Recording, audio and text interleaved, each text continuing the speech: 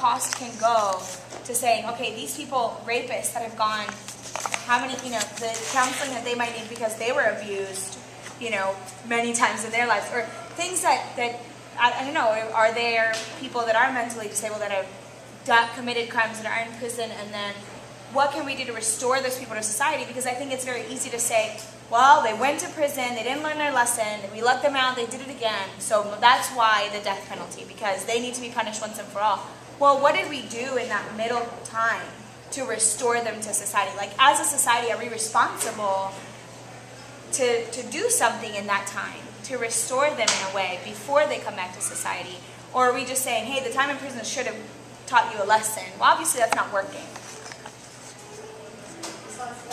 The other side of that is, when you commit that crime, you give up your rights. You don't have the right to be rehabilitated.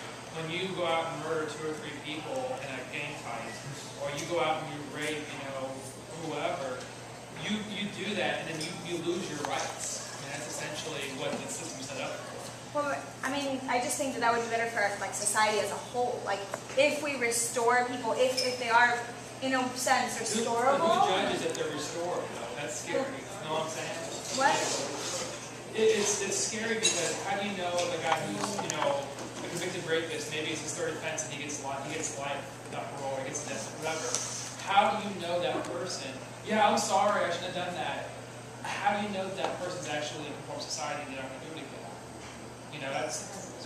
It's hard. No one, that's completely judging someone on the inside out. You can't do that.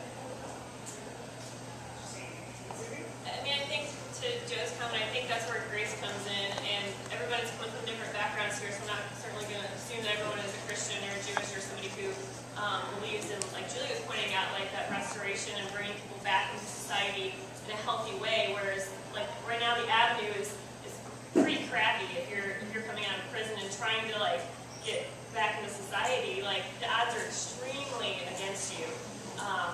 So I think if somebody pays their debt to society, then I think we owe them a clean slate in a way. If they recommit that crime, they go back to jail.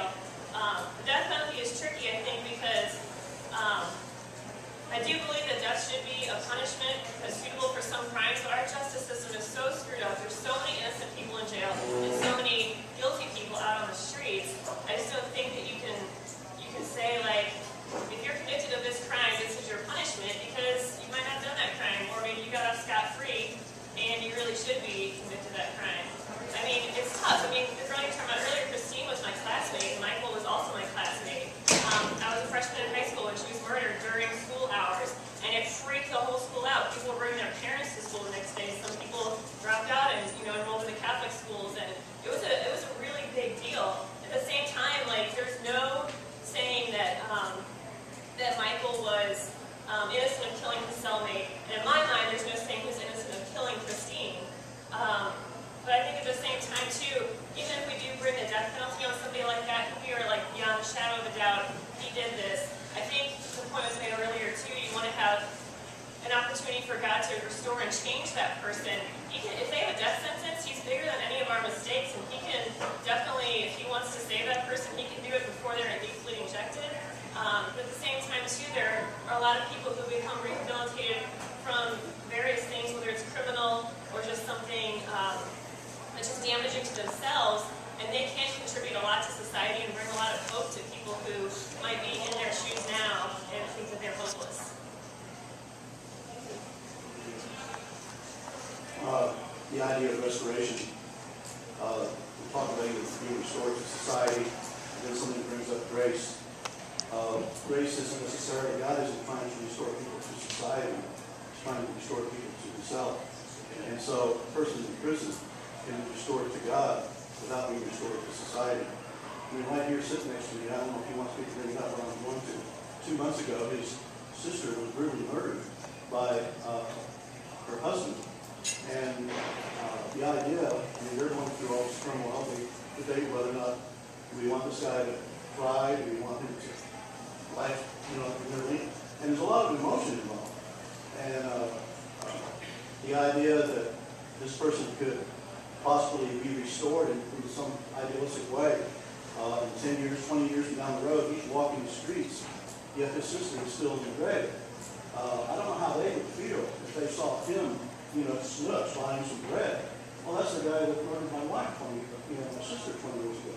Now, I'm not saying that right or wrong, but we do have our human emotions, we do have our ethics and all this. And so the idea of using God and society, I think you'll always have a conflict there because God's not into restoring society, people to society. Why do we call it a penitentiary? For penitence. Why do they call him a convict? For him to be convicted. And yet, in the prison, people aren't penitent. Most of them aren't.